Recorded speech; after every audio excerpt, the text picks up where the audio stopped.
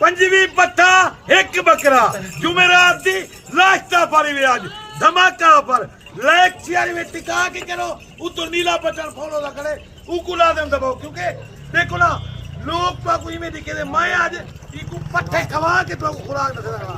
P के छा कह रही मता को डाला है दा कोई बंदा है खाली पट्टे पाती करा दे किनो ये बीमार नोक थाली है बड़ी तो को सामने नीति करी है समझ गई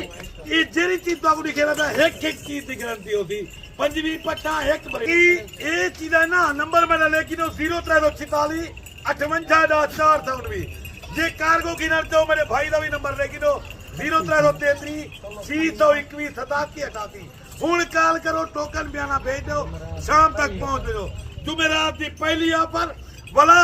जेरी में आज की कीमत ने था ना यकीन करें